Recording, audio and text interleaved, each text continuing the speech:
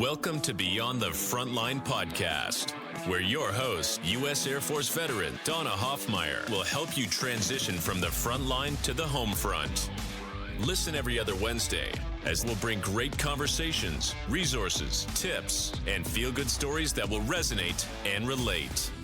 Now, here's your host, Donna Hoffmeyer.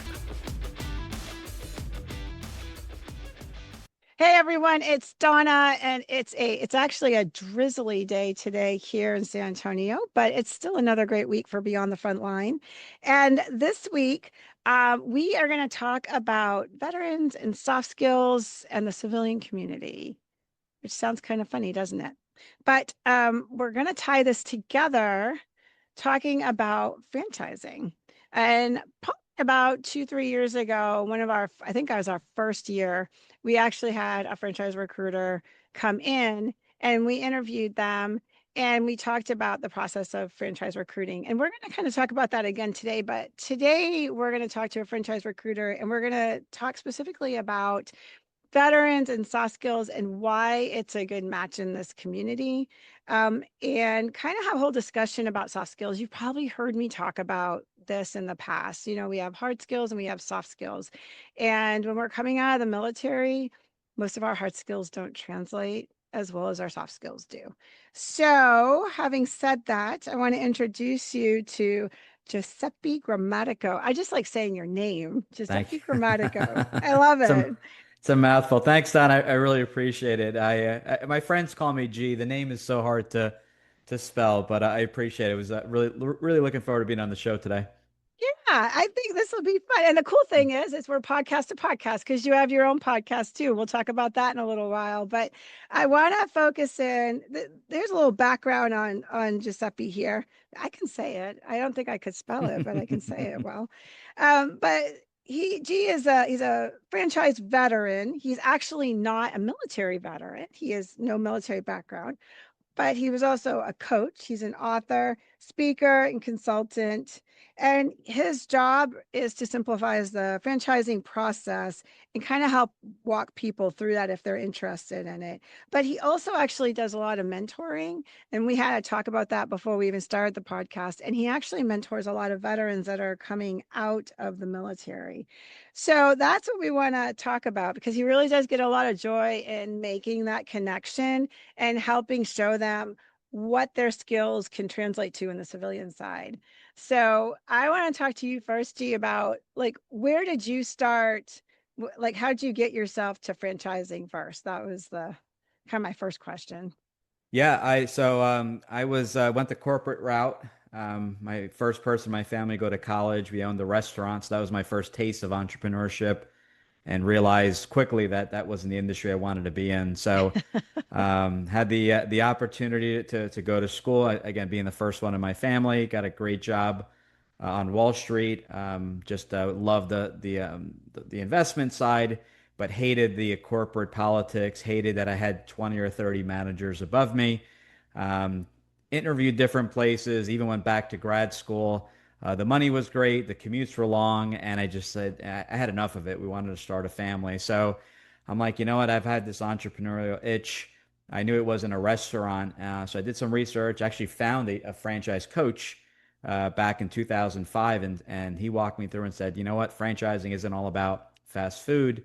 There's so much out there depending on, we talked about soft skills and what you like, what you don't like, your investment level. And I said, that's great. And from looking at Subway, which Subway was big at the time, we got into a business involved in building services, cleaning, maintenance, and things like that. And that's been basically 2 decades that I've been doing it. So kind of experienced a little bit of everything, figured out what I liked, didn't like, and fell in love with franchising 2 decades ago. Do you still have a franchise yourself? We sold it back in 2020 to dedicate 100% of my time towards the consulting side, and helping people make that leap into entrepreneurship. But I am proactively looking at potentially another franchise investment next year. The entrepreneurial spirit strong. Absolutely. Awesome. I still have that itch, and being in the industry I'm in, you get to talk to the founders, and I'm like, man, there's some really good brands. The issue is the state I live in. There's everything seems to be sold out. So that's the challenge, is finding availability in my local market. Where do you live right now? I'm in New Jersey, New central New Jersey. Jersey. So yeah, a lot of brands are sold out in the state. So that's been the biggest challenge. Just what's available What you for can me, and that's do. been right.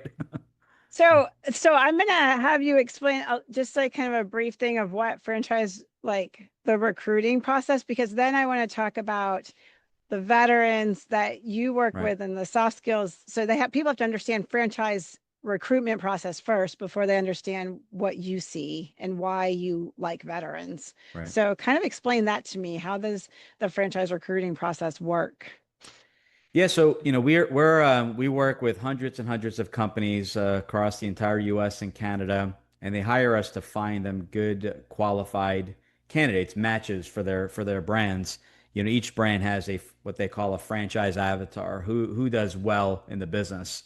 A roofing franchise is not looking for a roofer; they're looking for someone with a particular skill set. So we help individuals figure out, number one, and this is where what most people skip, is if a franchise could be a good fit. It is not a good fit for everyone. You need to be able to follow systems. You need to have, obviously, an investment to cover the franchise fee.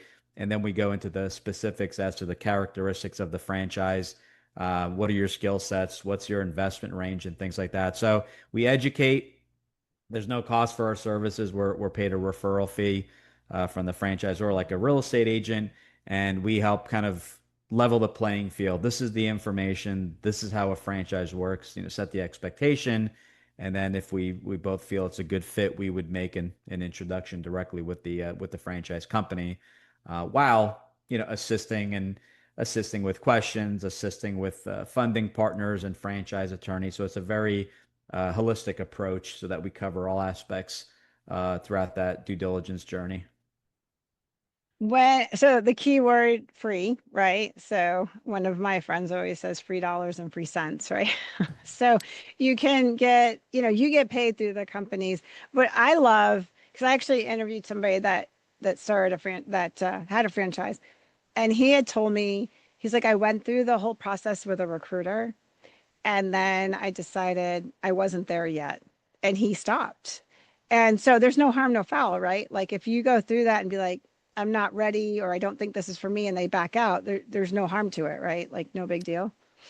Yeah, I mean the cost is your time. I mean that's really the only cost. You can even get pre-approved through for funding, like an SBA loan doesn't cost anything. Our services don't cost anything aside from time. So yeah, it's really the time that you're investing in the business, and ultimately a franchise is a very different approach than a startup. All that information, it's readily available. You're going to speak with the franchisor. One call on funding, one call is going to be on specific kind of the day to day of the operation, the marketing requirements, reviewing the agreements, and then speaking eventually with franchisees. So the process is not that long. There's no set amount of time, obviously, but ultimately it is up to you to make that final decision if you want to move forward. Uh, Assuming you are approved for the franchise, was ultimately, working together, you're gonna have the highest chances of getting approved. Which again, you get approved first, then you accept second. But that's our role, is really figuring out, okay, these are the brands that could be a good fit, and these are the reasons why. Setting the expectation, and then putting them in front of the franchise companies, increasing their chances of getting approved. Nice. So just to be clear to the audience, the recruiting service is a free service. Once you step into picking your franchise, it does cost. That's where the Yes. loans come in. That's not free. Yeah, there. So basically, you have a franchise fee that everyone pays, and then the franchise company gives you that range. It's going to be 150 to 200,000, and these are the variables. The other costs are funding, right? You have to figure out how you're going to fund it. So if it's a partner like Benetrends, who we work with, or if you're going directly to the bank, there's going to be closing costs. Setting up your legal entity is obviously going to be a cost, and then hiring a franchise attorney. But what the franchisor does is they'll itemize. They'll give you an item 7, so you may have 5 to 20 line items of every single cost to launch the business, and then kind of a low and a high based off the feedback of their franchisees, and then you can figure out where you fall, in those ranges. Wow, that's good. Very organized and very transparent. I mean, Very transparent. Yep. which I mean only makes sense because if the franchise is not transparent, they're not going to have success. And so what point is that? So it only behooves them to lay it all out for them. And it's a long agreement. I call it a marriage. It's typically 10 years, but the range is 5 to 20 years. So obviously, they would love for you to join if the match is there. You have to make that decision, but it's going to be we'll call it a 10-year agreement, which by the way, you could sell if you decide it's going really well and you want to take a profit, or it's not working out, or you have to move for last minute emergency, whatever the case may be, you're able to sell the business. But yeah, it's given how long the relationship is, they want to make sure the match is there and give you as much information so that you can validate and speak with those existing franchisees that are running the business day to day. Yeah, and there's a time frame. I mean, like, and I'm sure everyone's different, but I remember a friend of mine has a Big Frog T-shirt, Yeah. and I remember when he started it, and they told him 3 years to start seeing the return on investment, and he was just creeping up to like 2.5, I think, and he's like, "This is not for the faint of heart." It's like they told me it would be three, and they were pretty much on point. And now he's thriving. I mean, his business is doing great. It's been, I don't know, it's probably been 5, 6 years now. And he's doing really well. But he said he's like, you really have to have a game plan because Financially, there's right? I mean, if you're yeah, not making money, who's paying your bills? And that's right. when you're getting into brick and mortar, we work with trampoline parks and salon suites and things like that. It may take you, these are standalone buildings. It may take you a few years to get up and running. Some of the boutique, maybe 6 months to a year, boutique fitness, something smaller, like a massage concept, Yeah. haircuts, things like that. But you have to factor that in. Some people, they don't have the runway, or they want to get up and running in a couple months. And then we look at service brands. There's brands, literally, if you could think of the business that exists with 4,000 franchise companies, from business coaching, expense reduction. These are kind of B2B concepts, to anything servicing the home, dog waste removal, Christmas lighting, it's actually holiday lighting and permanent lighting, to Yeah. mosquito spraying, to roofing, to just about anything in between. So most of those non-brick and mortar businesses are up and running in 3 months or less. So Yeah. Yeah. That if you're makes trying to sense. leave the job like me, I wanted to get out of my job immediately. I didn't have a year to wait for a store to be open. So services, I was up and running in 30 days. So Oh, wow. it What was your depends. franchise?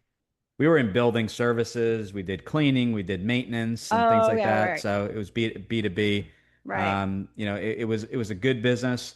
Looking back, it had a lot more moving parts than I would like. It was my first business.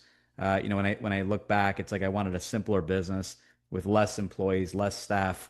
You learn throughout the process. I was also mid 20s, didn't have a lot of money, as much money to invest at the time. Just getting married and buying a home, all in the within 18 months. So looking back, recession resistance was my big deal, keeping the investment low. But now it's just keeping the staff and the manpower to a minimum so that it can be run from home, and maybe you can utilize 1099 contractors. So believe it or not, you can pick and choose. People say, well, it depends. I go, no, no, it depends on what you want. And if Yeah. you say to me, people are afraid to ask because they don't think it exists.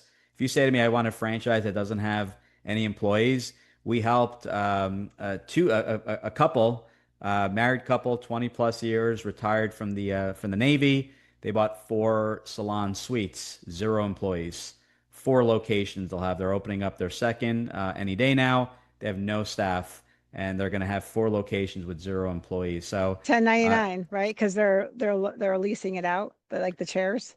they're yep, leasing it out, and they have one company that's doing cleaning and maintenance, the move outs and stuff like that, and that's it. And then they're handling essentially everything else. And it's a lot to get up and running. Once the business is up and running, they've kind of said, okay, up and running, looking at a second location. There's a lot less moving parts, so they exist.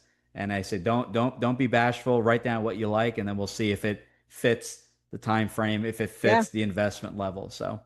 Yeah, that's good. But you get to be choosy. I mean, that's an important key is like be fussy, right? Because you're going to either narrow it down to something that you really are going to enjoy and want to do. Right. If you can't handle, I don't want to say handle, but if managing employees is not your thing, actually, this actually happened to my brother. He does land excavating, and Hmm. he had somebody that he was trying to get to become the project manager to handle the Right. project, and so he could go out and bid on businesses and stuff like that. And unfortunately, the person he picked wasn't interested in that. It caused a lot of stress, and he ended up actually going back to subcontracting and decided, yeah, I don't want the employees, right now. I need to kind of go back small and then go from there, because the stress of it was always finding work, making sure the employees had work because they had to feed families. And that's a lot of pressure on people if you're looking at, rough times or Right. whatever it is, because you're the one that's going to go without food, right? You're going to pay your employees first. And it's a lot of pressure. People It, don't really it, think it, about that. There's a good ideas. You're like, oh my God, I want to do this. And then there's like reality, like, oh my God, it the this is what it's rough. so it, like you said, it's the what if, it's the what ifs, and that's the franchisor is going to come back and say, well, this is how we address turnover. Like with senior care, we see some turnover where there's that one-to-one relationship. What happens if someone leaves? Well, there's only two or three employees, so yes, if one person leaves, that's major. But on the flip side, you're always being proactive with interviewing staff, but also how do we prevent? You're never going to be 100%, no matter how strong your system is. But if you have an ESOP put together where that key employee is going to take over the business and that's your exit strategy, that person more than likely isn't going to leave because they're absorbing 10% of the business over the next 10 years. Yeah. If you're motivating them, we have restoration brands where they say we're going to pay you a salary, and when you go to the home and you upsell anything, we're going to pay you a percentage on top of that, and that's potentially doubling their total compensation. So you do everything in your power because they're the lifeblood of the business to maintain them, to reduce that turnover, the attrition. But ultimately, could it happen? Absolutely, and you're always being prepared. Yeah, no, that's smart.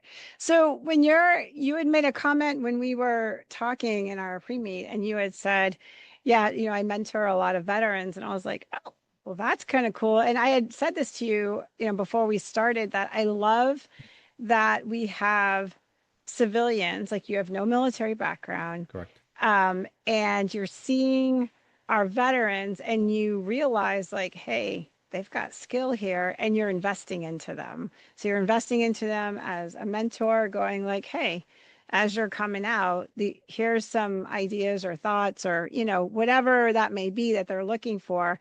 But you're also seeing their skill set. So kind of talk to me about that and what you see, especially as a straight civilian. Because I talk to a military person, of course they can rattle off all their stuff. They're military. But for you to see it with kind of pure eyes, so to speak, what do you see from our veteran community?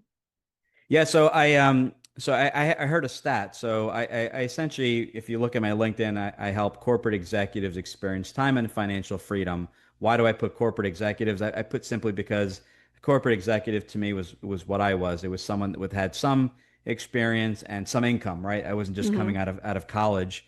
So I kept it kind of that was who I was kind of focusing on. That was my avatar. And then I heard a stat that one out of every six franchisees are coming out of the military, which I was like, wow, that's very interesting. So I went into my new CRM. I used Go High Level. I went in and looked at every single family I helped that I've helped since I started, and I noticed one in five of the families I've helped at the time. Do have to update that, but I believe it's around the same. So Yeah. 20% of the families have come out of the military. So we were talking with we're part of we call it a mini mastermind of other consultants and recruiters and coaches, and we talked about it, and we noticed similarities that people that are coming out of the military are able to follow a system.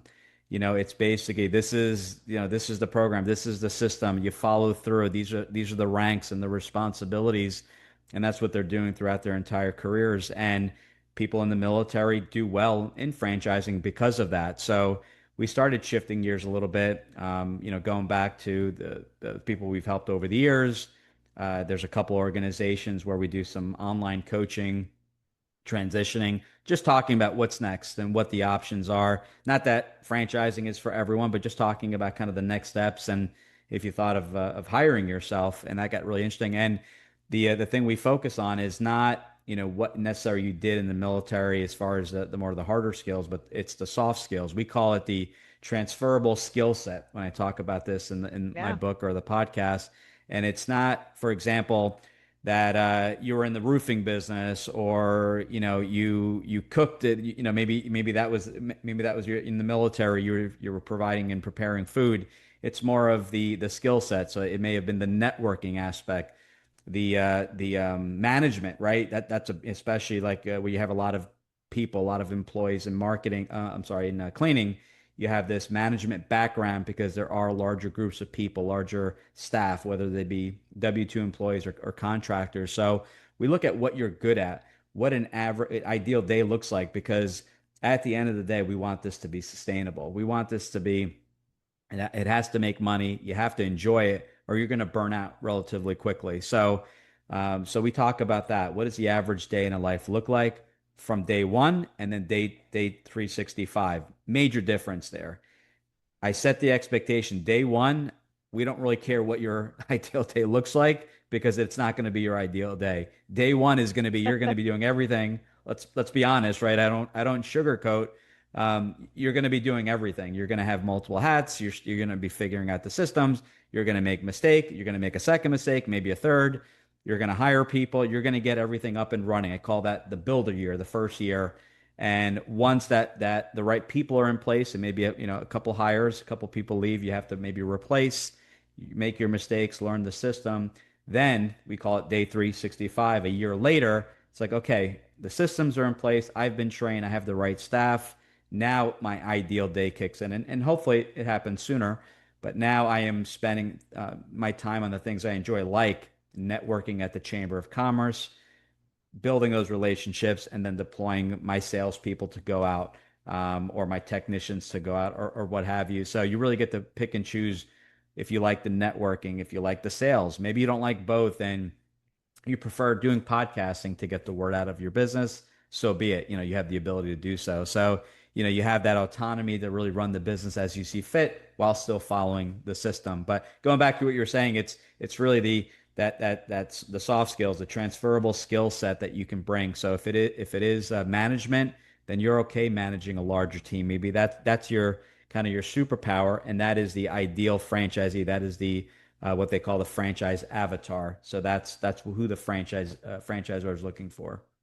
Do you see, I say veterans. I'm actually going to throw a little wrench in this too. I'm going to include, I don't know if this is in your population too, but the first responders, because when we do these podcasts, we kind of do all of it, veterans and first responders, and we have similar skill sets. You know what I mean? Where we have to work under pressure. We have to make decisions not with a full amount of information, but we still have to make an accurate decision.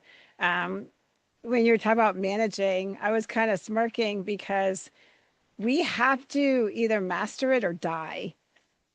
Tell you straight up, because we walk into a place, like you move to your new base and you walk in your office and these are the people you have to work with. Right. And in the first responder world, you have a little more, I'll say you have a little bit more flexibility in the sense that you can say like, I quit, I'm out. Like there's still like, this is the person you got to do the ride along with. And if that person's the weakest link or the D-bag or whatever that night, you're still doing a ride along with them. You're still stuck with them, right? And in the military, it's a little bit longer. Like we can't just go, I quit and walk out the door. I mean, there's some, but it's called 7-day op. It's still not even immediate, right? And there's a lot of repercussion. There's a lot of issues that happen. So we don't have that luxury of like, yeah, I'm not working with these guys. Like, forget it. It's like, right. Oh, this is my team. Okay, which one of these D-bags is leaving first? Or am I the one leaving before that? I'm like, what is it? So we have to make this work. There is no option. We have a mission to complete and we have to make it work. And so if we have a great team, we're like, oh my God, thank you. And off you go. But if you don't, we're like, okay, this is what I got. I got to figure this out.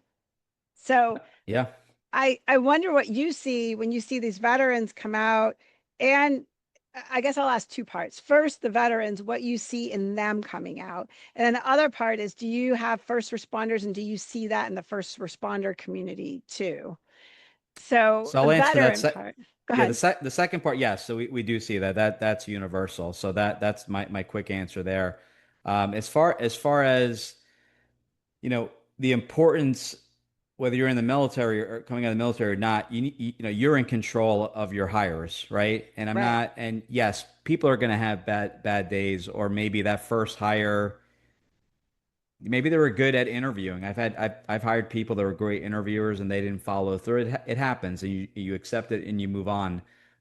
In my career, I've hired salespeople and they never showed up to the first day. Believe it or not, it happened once or twice. Probably, I think it's happened twice in my entire career. So I admit it. It happens, and it's out of your control. Yeah. What your control is how you your attitude, how you go about it, and find another person. So my big thing was transparency and culture. So what I talk quite a bit about is you get the first hire, you get the second. Just say you have a team of five, but we'll start with the first two hires. So it's two hires and yourself. Number one, the franchisor is giving you feedback on who the ideal person is that you should be hiring. They're not telling you who to hire. They're not saying you have to pay them this, but they can give you kind of some information that they've gathered talking to other franchisees. And obviously, you're going to be speaking with those franchisees as well. But you'll have a general idea. But you include everyone in the interview process. So when I added my hires, I made them interview with my staff Mhm. because they could be great at interviewing, they could be great at sales. But if they are not getting along, if they're just like they're butting heads in the interview, that's a bad sign. And we're going to have to figure out what that is. And potentially that's not going to work because it's not going to fit the culture, right? We have a good culture right now. They have a great track record, but it's not going to fit. So you can control who you bring on. It's one of the five freedoms Dan Sullivan talks about from Strategic Coach. It's freedom of working with who you enjoy working with. And it starts with your staff, including them. When I say transparency, letting them know, hey, this is as important. They are not going to be, in any way competing with you. We're looking to grow the organization. On the transparency side, we'll talk about, the financials. I would release monthly financials because sometimes it looked like we were growing, but maybe the margins weren't there and we needed to kind of figure things out. So I always included the staff, wanted their feedback, and wanted that culture to be strong because I wanted, I'm working a lot of hours. I want it to be enjoyable, and if it's not going to be enjoyable, it just there's going to be that friction there. So I spent a lot of time there, and what I recommend to a lot of people, if you're coming out of the military and you're looking to run the business part time, what we call semi-absentee, is that hire your manager first, your key employee, and go to training together. That to me is going to be crucial because if you are not on the same page as your manager, regardless of the franchise, it has nothing to do with the Yeah. franchise. It has to do with the right fit and understanding who's doing what, especially if you're keeping a job or maybe just want to run the business part time coming out of the military. But you want to be crystal clear and be on the same page. Hire that manager, or key employee, go to training together, and it'll make that start, that initiation of the business so much smoother. Do you see the veterans and first responders have an easier time with this, like handling all the juggling? Like if you're, and I know it comes down to the person, don't I do get that part, but in a overview or a general view, do you see the veterans and first responders handle those stressors better? Do you see their skill set? What do you see in the veteran first responders that makes them work better in the franchise business? What I see is because stress takes a toll on people, and there's different types of stresses, right? What I Hmm. see from people coming out of the military is and first responders is that once they join the franchise, it's off to the races. There's no. I'm not saying people are dragging their feet, No, but no. what do I do? What do I do next? So they have that system and they want to go. They want to get started as soon as possible. When's the training? When's my opening day? When can I start generating revenue? So there's no questioning of the system. I see people maybe without a military background, and they'll try marketing for a month and come back and say, well, I didn't get as many leads as I want. I'm probably going to just cancel the marketing. And I'm like, you invested in the franchise because of the market. The marketing system was a big part of it, lead generation. Without leads, you don't have a business, right? You need Right. customers and clients. So you gotta stick with it. And I've noticed people coming out of the military are like, you know what? I do get it. It's gonna take some time. I budgeted accordingly. I did a worst case scenario where I know my marketing is, we'll throw a number out there, four or $5,000 a month. And worst case, it's going to take me, Q1, 3 months to start generating any revenue. So they put that into their pro forma. They put that into their item 7, which is their initial investment. So we talk about that, being prepared, conservative numbers, maybe even being prepared for the worst, so that not that you're expecting to do bad in the business, but that you have this financial buffer. Because if you're coming out of the military, what income is coming in? Who's paying your rent? Who's paying your mortgage? If you're married, is your spouse working? Taking a look at your full financial picture and having 3 to 6 months cash reserves to pay the personal expenses. A lot of people, yeah, I'm fine. And I go, well, did you calculate it? And they go, you know what? I haven't. I should really figure out what my expenses are. And I go, even if you figure out your expenses, for me, my first year, we didn't really vacation or eat out much the first year. You can also tighten the belt a little bit, just because it's that first year and you want to keep it pretty lean. And in my opinion, try to reinvest everything back into the business. But going back to your original question, I see that they not only follow the system, but they get up and running much quicker because they're just eager, ready to go, and just going, page by page in the playbook. What what do you see conversely? What do you see as their challenges? Like what sometimes causes them to either struggle or have limitations? I think, owning a business is unique. So Yeah. regardless, if you have never owned a business, you've never owned the business and experienced it. And to be a manager, or to be an entrepreneur are two different things. You're putting your neck on the line. You're putting your life savings on the line to invest in this business. So understanding that, that first year is the builder year, but then going a couple months without a paycheck, then the stress starts kicking in a little bit. So it's the constant reminder. I check in, how are things going? And usually they're like, it's going well. I know it's going to take time to build up, but it's been, the first couple months. And I go, that's completely normal. That's like in any, whether it's a franchise or not, you're still going to have those growing pains. You're still going to have to learn something new. You're in the roofing business. Have you ever been on a roof? Probably not. And what do you know about roof? Nothing until prior to getting into this. So there's going to be that learning curve. The franchise is throwing gasoline on the fire. You're going to learn it quick. Like, I was up and running in 30 days. I learned so much about building services and bloodborne pathogens and surgery centers and all that kind of stuff. I knew nothing about that. I came from Wall Street, and but I did run it full time. And I do recommend, if you can, to reduce distraction and try to run, if you can, the business full time. Yes, you're giving up maybe a part-time job that you can kind of run simultaneously, but you will get that business up and running so much faster, keeping the expense really low, and then wearing all the hats to figure out who you need to hire. So if you can afford it, it was tight for us the first year my wife was working. But I learned so much more. We scaled the business so fast that first year, and that's because I was distraction free. I didn't have a manager. I didn't have to report anywhere. I was living and breathing that business. But you actually said something that I was like, there you go. Like, you made a good point. You're like, I was a Wall Street guy. It's like, I didn't know anything about bloodborne pathogens. And so I want to highlight that because I put that out to the audience, like, to our veterans and first responders, like, coming out of the military, you may have been artillery, you may have been uh, not even in the hospital, you may have been, infantry. It There are still skills that we're developing. I've said this story a couple times, but I had a service member that was going to get medically boarded, and he was what they call a JTAC. So essentially, um, they are air controllers. So they go out with the ground guys, Mhm. and if they need to call in air support, then they call in the planes and do that from the ground, right? And call in strikes. And it was a mission that went uh a little rough. They ended up getting ambushed with sniper.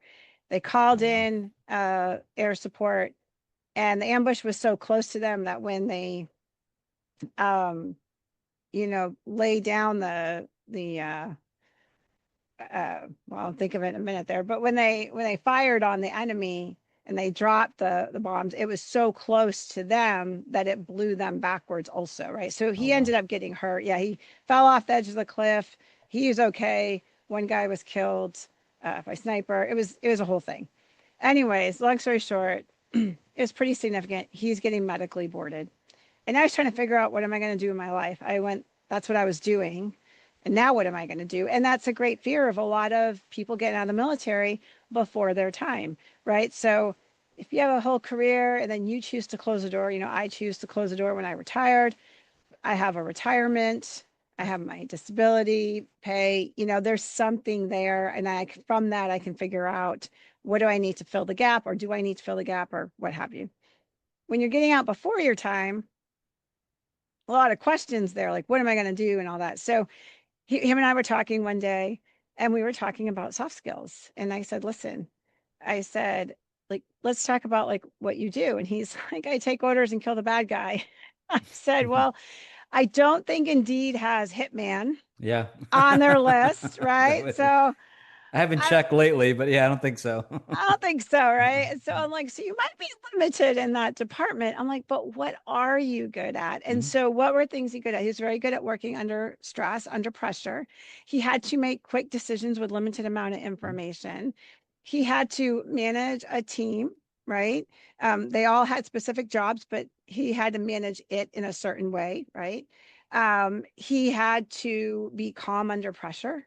He had to know what to do in a crisis, an emergency, et cetera, right? He had to have good communication skills. He had to work well with others, and be able to get the best out of his team and the team the best out of him, right? So there was trust that had to be built. A So leader. Yeah, you were a leader. I mean, yeah, you're a that's leader, right?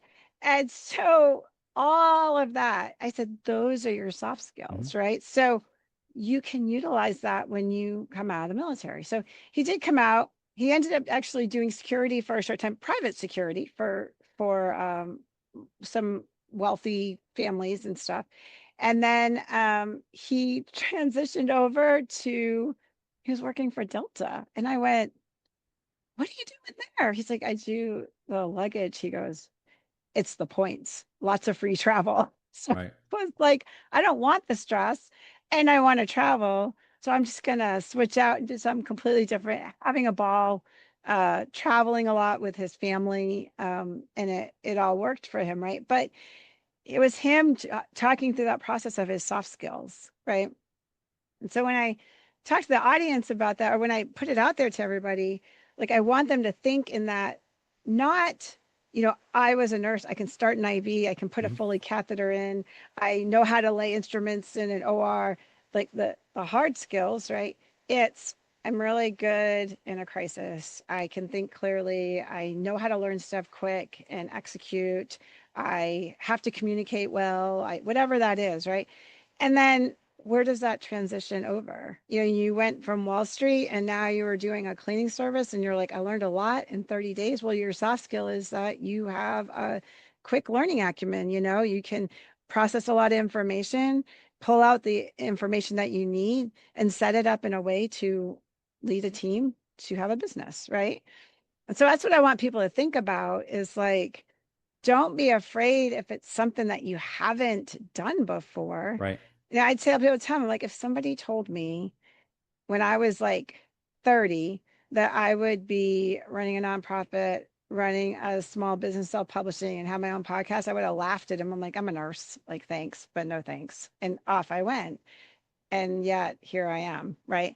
So I was just curious, like, all right, what is this about? A little scary, didn't know what I was doing. But like anything, get your feet underneath you. And I think that's something that veterans and first responders are skilled at. We get into situations that we don't always know about. In the military, we call it voluntold. As soon as somebody started giving me compliments, I'm like, oh, here it comes. What are they getting me Right. into? And now I'm going to start doing something that I had no interest or intention. Why? Because I just got voluntold. Okay. And then I learned. I may not have ever wanted to do that job again, but I got skill set from it, you know.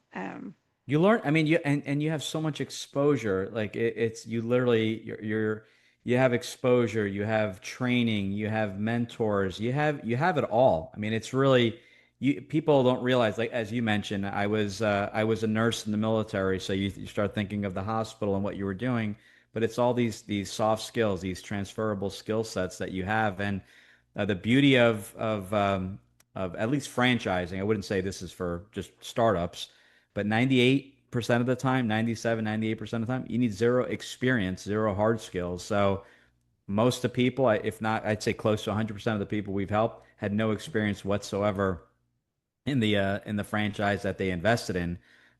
For me, my soft skills were networking and sales. Yes, I was a quick learner. I also was dedicating 100% of my time. We had a baby on the way that same year, so Motivating. that was definitely motivation. I'm not saying you have to do that, but that's enough motivation there. But those skills that definitely go a long way. So what I will say, and this is kind of funny. Sometimes having a roofing background, going and saying, well, I have 20 years of experience, that may actually Limiting. it may be limiting to your point, Yeah. because now the franchisor is worried, are you going to be the one on the roof repairing the shingles? We don't want the franchisee on the roof. We want the franchisee networking and doing big picture stuff, outsourcing to a 1099 contractor. Or it may just be that we do shingles one way and you were doing it a different way, and it's hard to unlearn, one method and apply a new method. So, but I'll repeat that 97, 98% of the time, you need zero experience. There's a few. There's one, and I know in the weight loss space where they get a lot of referrals from hospitals, and there's That's physicians that clinical. get involved. Yeah. So that's something a little bit more specific. But for the Yeah. most part, you know, look at your skills, but also, and I'm going to throw another, we'll get into the weeds here. But even though you are naturally good at sales, that doesn't mean you have to get into a sales franchise. Something, like business coaching, which is very sales heavy. Just because you're in management doesn't mean you may want a big team, or it may mean that you don't want to be the manager, right? You may bring on the team and then hire that manager. So it really comes down to, what are you good at? And then what is your average day in a life? And then putting those two together, it's like, okay, I want to get it up and running. I'm good at sales, but ultimately, I don't want to be on the sales calls. This is very common. I want to be the networker at the Chamber of Commerce. I enjoy that. It's not really selling, it's networking, having drinks, doing that morning Yeah. meeting. And then that feeds the business, because then my salespeople will go on those direct referrals. So there's a lot there, but ultimately it comes down to, you don't need to do more research. You need to figure out what are your skills. And it does, to your point, it took me time as well, because I'm like managing money, at Wall Street, blah, blah, blah. And it's like, no, those are not your soft skills. What are you actually good at? And I'm like, well, what do you mean?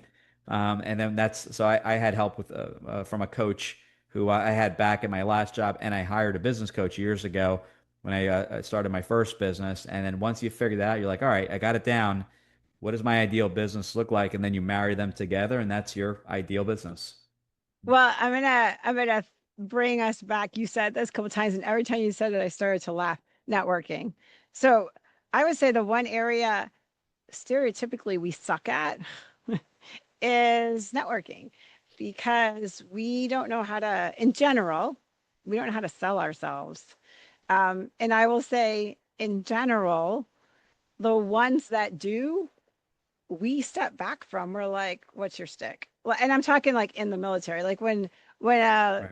when a military person is showing salesmanship, most people are like, are you like a personnelist? Or and I'm not dogging personnelists. I'm just saying that they are more. more corporate-y, so to Mhm. speak. They're more on the business side. So they learn that networking and stuff. But when you're operational or you're tactical, we're not selling to each other. We're like, dude, my life's in your hands. Get your shit together. We got to go. Right. Like, we got a mission to do, and I've got to rely on you, and you got to rely on me. So I'm not selling you anything. And when we walk in a room, we line up accordingly. Why? And I say line up, just mean energetically, we know who's who because we Right. were in a uniform. We know the rank, we know what the meeting's about, we know what's on their lapel or used to be their shoulders, now in the front, whatever. But we are a walking billboard, in the military community. I mean, the civilians doesn't know what that looks like. We all Mhm. look the same, but Correct. in the military, we're like, okay, oh yeah, the stars. I'll be in the back of the room. There's a lot of stars in this room. No thanks, right? Um, we are automatically telling people who we are without saying a word. So then you strip us of that and then you send us out into the civilian world. And then you're like, hey, go to this networking event. I'm going to tell you, hands down, I've been to a couple of them. I did one, I think, cumulatively for about a year's worth, and I hated it. I hated It every single freaking bit of it.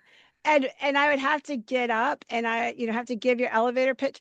I will say it did help me clean up the elevator pitch, but I was also in a group that was irrelevant, but like they weren't, not all of them were overly kind. Like some people, instead of talking to me, yeah. they wanted to tell me what I was doing wrong. And I'm just like, there's rules in here. Like, what are we There's doing? yeah, There so is. I will say I joined a few and that it didn't last long. So I wouldn't say I had a lot of success with networking events or groups. When I say networking, where I've seen a ton of success, and I will say from people coming out of the military, specifically in the restoration, water mold restoration space, is that they're networking with other business owners at their chamber of commerce. That I've seen huge success where they're networking with local insurance companies or networking and just saying, "Hey, I'm your guy if you need anything. Plumbers, if there's a flood, we'll come out. We'll extract all the water. We'll dry out the home so you can go back Yeah. and fix up the pipes." That we've seen success. We've seen people go into those events, the local chamber, and joining a few, right? Because some of these territories, these areas that you're buying are relatively large, and finding their employees and salespeople and stuff like that. So yes, regular networking, I have not events. I have not had much success, nor did I enjoy many of them. But the chamber of commerce, it's like we have something in common. We all live Yeah. in this town in New Jersey, and it's like, and we all, we would love to help locals out, over anyone else. So those go really well. And I always say start there, low hanging fruit, people within your community. That's your assigned territory, and then kind of work from there. But yeah, we've seen people specifically in restoration where there's a lot of networking with property managers, local insurance companies, and the plumbers, the plumbers, because that's really who's calling. There's a flood. We fixed the source of the flood. Now we need the water removed. They're the first ones who are calling. So absolutely, I've had the same experience. So yeah, it was not my stick at all. I finally was like, okay. I met some great people, don't get me wrong. Like I'm Right. still friends with some of those people. They also all left too. But it, Matter of it time, yeah. yeah, it was just uncomfortable for me. I'm not really good about like being out there like that. I mean, which is so weird because here I am, I'm doing a podcast like, oh, Donnie, you talk all the time. And I'm like, yeah, I get that. But salesmanship of myself, I'm not extremely good. So what I have some ideas in my head, but I'm going to let you give your thoughts.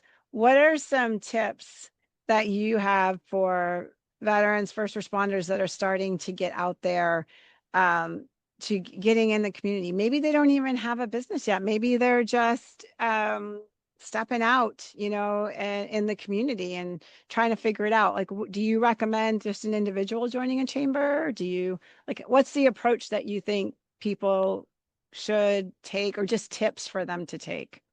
Yeah, there's a book called Who Not How, by Dan Sullivan. I mentioned him earlier, and it's who you know.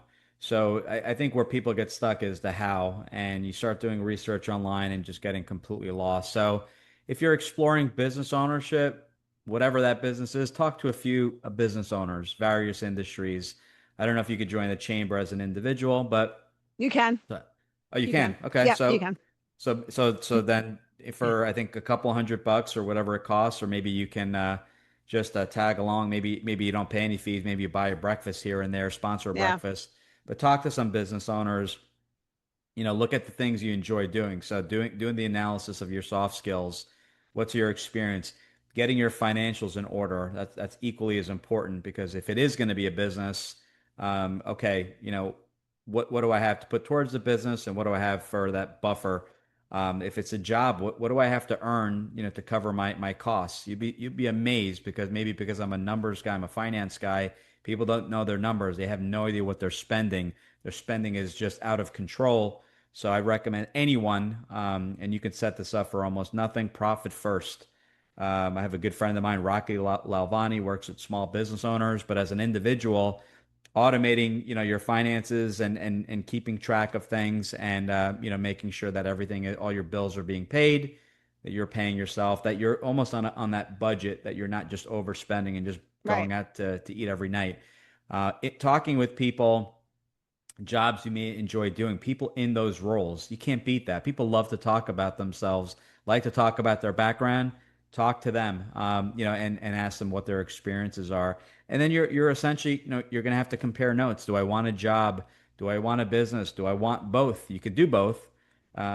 What's the end goal? Is the goal to keep a job, run a business, and then eventually transition to the business full time? But really kind of talking to the people in those roles, people that have actually owned businesses, Mm. talk to them. People that have owned franchises, talk to your local franchisee, and figure out what that specifically looks like. If you know entrepreneurship's in your blood, the startup route is great. It's obviously going to take some time to develop everything from scratch. The franchise is going to give you that unfair advantage, that playbook to start much quicker. Really depends on what you're looking for. There's no one is better, one is worse. It all comes down to preference. But getting the financials, getting your soft skills, talking to people in the industries, maybe keeping notes on an Excel or Google Sheet. I'm dating myself. Do people still use Excel? Ah, Google Sheet, and then kind of comparing them. Have someone else, if you're married, your spouse, whoever it is, to take a look. Your coach, let's look at this. Which is the better fit for me? Do I understand all the ins and outs of the job and the career versus the owning the business? But that's really it. Don't go crazy and figuring out what's the perfect business, the perfect brand. Just figure out what you want that your life to look like. If you want to remain in control, I love business ownership. Whatever business it is, some people just prefer working for someone else, and that's fine as well. But just really figure out what that ideal day looks like, and then what you want to create in the next decade or two, and that's a great starting point.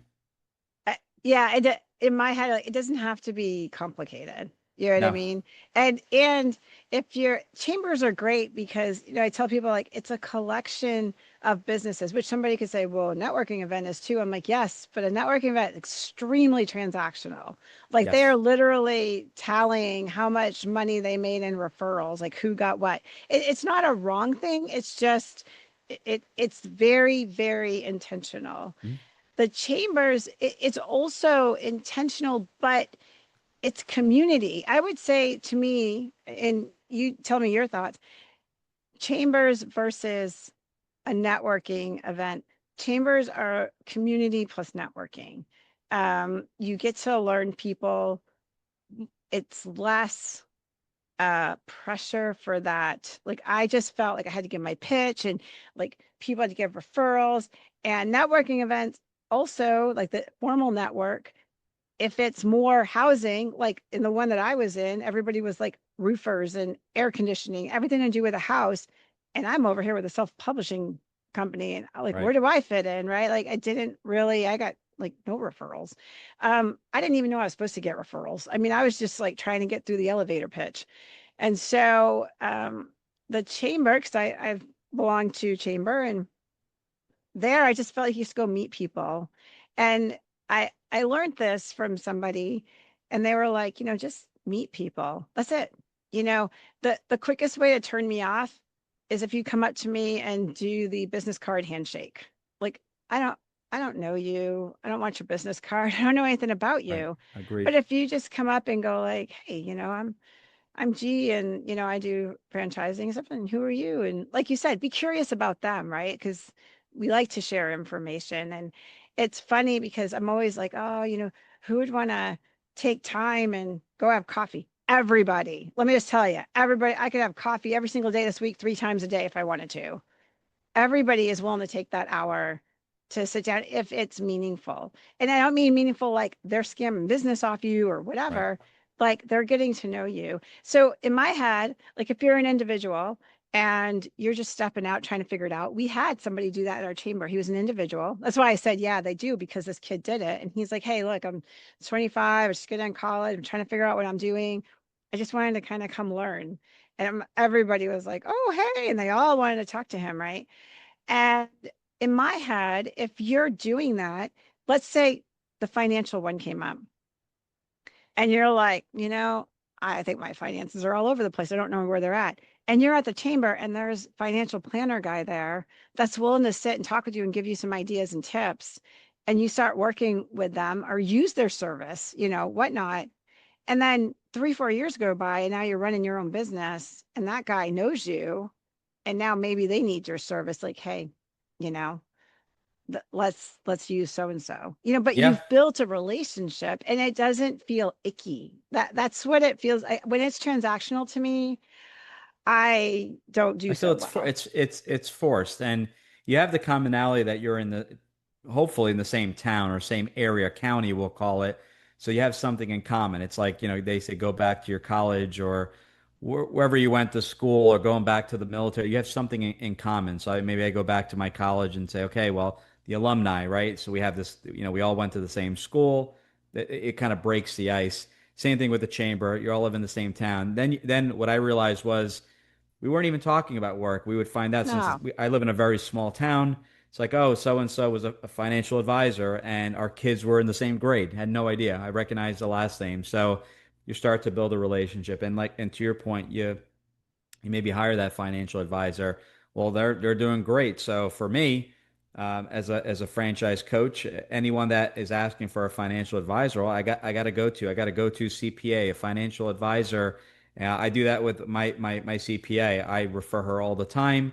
Some people prefer someone local because I cover the whole country. Some people don't care; they'll do it virtually. So I love what she does. I don't ask for anything in return, and just like what, someone asked me, that's it's a good excuse for a follow up to say, hey, if you're looking for a CPA, I have someone that can maybe save you a few bucks and simplify your book so you can truly focus on the business. So yeah, I would definitely, I recommend, especially for these larger territories that people are investing in, I would join every chamber that falls. Like I live in a very small town, but there's three chambers all within a pretty close amount of, I think, 10 miles. So I would join all three immediately and learn and meet every business owner in the area. I think where's that's where's San Antonio? I think we have like 75. yeah.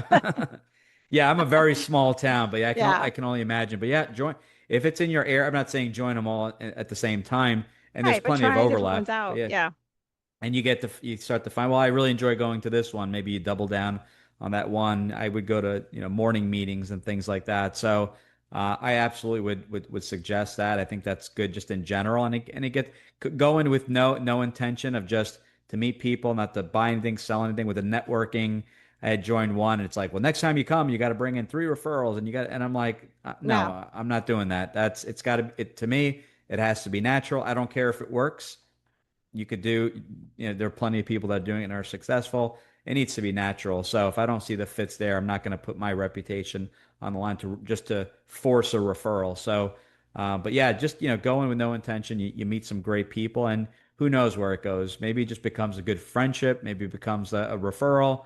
Yeah, those are some great spots. And by the way, when you join any franchise, that's going to be the first thing they tell you to do.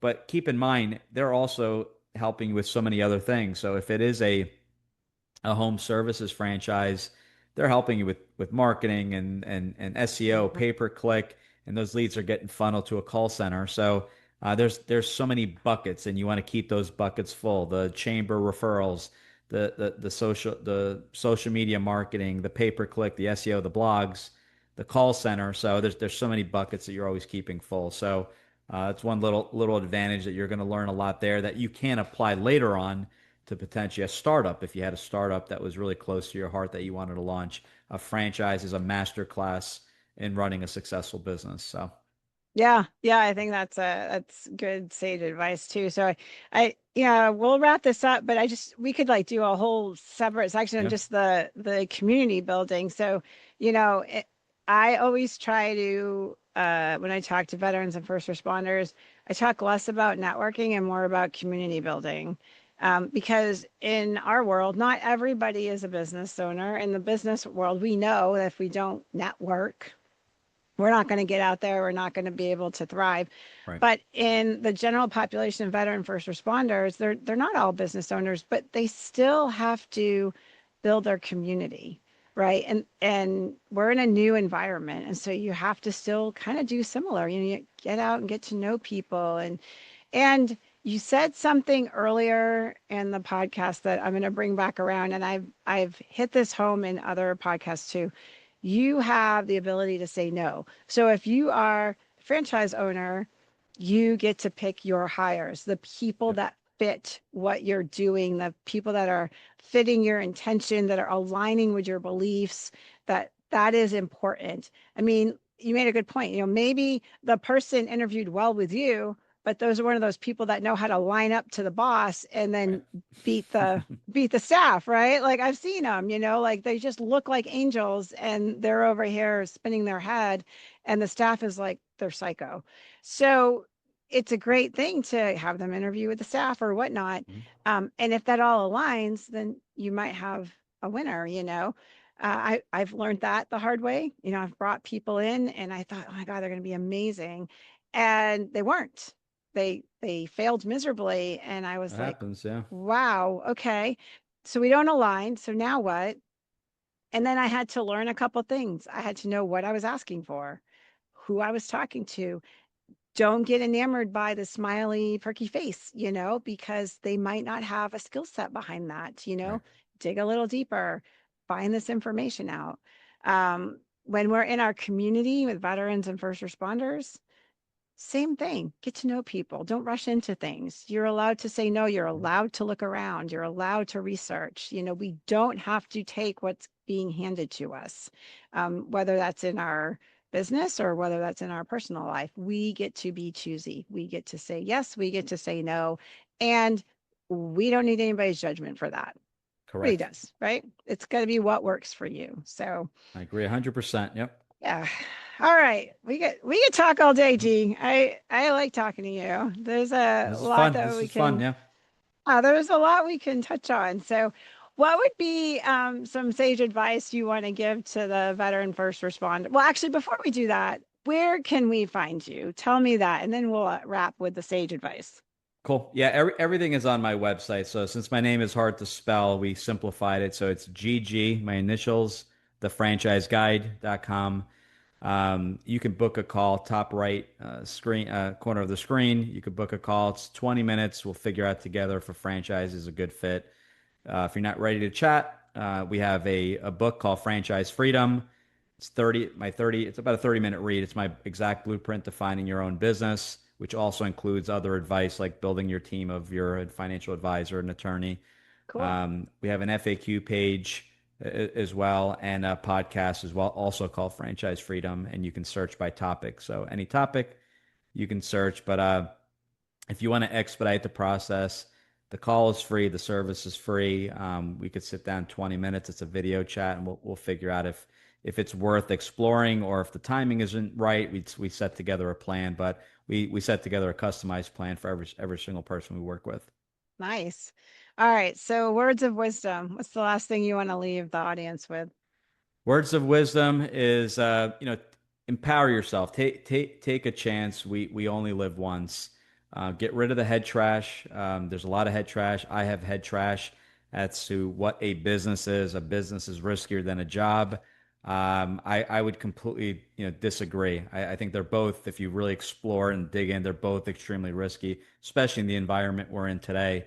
But I think you bet on yourself and at least give yourself the shot of looking into it and talking with someone that's owned a business, and really spending the time, not kind of spending 5 minutes, but really diving in deep with someone like myself, or at least talking, if you do one thing and that's, one action item, talking to a business owner if entrepreneurship is on your plate. But, don't settle, bet on yourself, really explore. And if you, whatever route you go, I always say don't half-ass it. You got to do it 100%. Don't, I'm going to dip my toes. I hear this all the time. I'm going to try it. I think you're going to fail miserably if you're going to dip your toes, especially not in any type of business. You need to go in 100%. I'm not saying you have to spend 100% of your time, but you got to dedicate with the mindset that there is no plan B. I'm going to make this work. I'm not going to just dabble in it. And once it works, this is what, life will look like. So I challenge people to spend some time and really bet on themselves. As I mentioned, you live once, and then what is the purpose? And that's the other piece of it. What is the purpose of doing this? Because entrepreneurship is like a roller coaster ride. There's some highs and lows. The economy, I started in '07. I can tell you, I started at a really rough time as we hit the recession.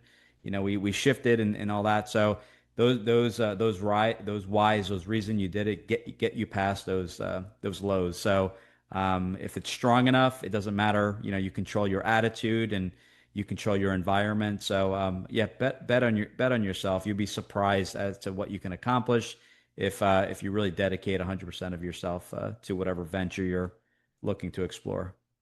I think of this quote. This is what I thought of when you were saying all that.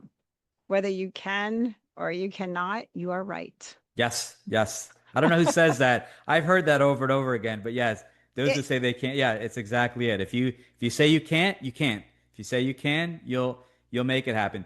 Don't worry about the how. Just make the decision. The how you're going to go about it will, I always say, kind of, I don't know, the universe responds or subconsciously kind of, but don't get so technical on the how, because people get caught up for decades on how they're going to launch this business and they don't launch anything. It's a Word document on their laptop. So decide what you want life to look like, make those decisions. And the how, I think, I had everything planned and my plans got flipped upside down and reversed, and you make the decision and things just work out. I don't know how else to explain it.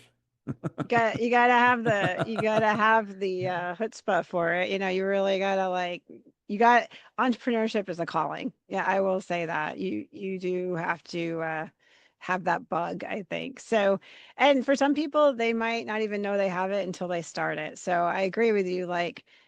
Don't be afraid.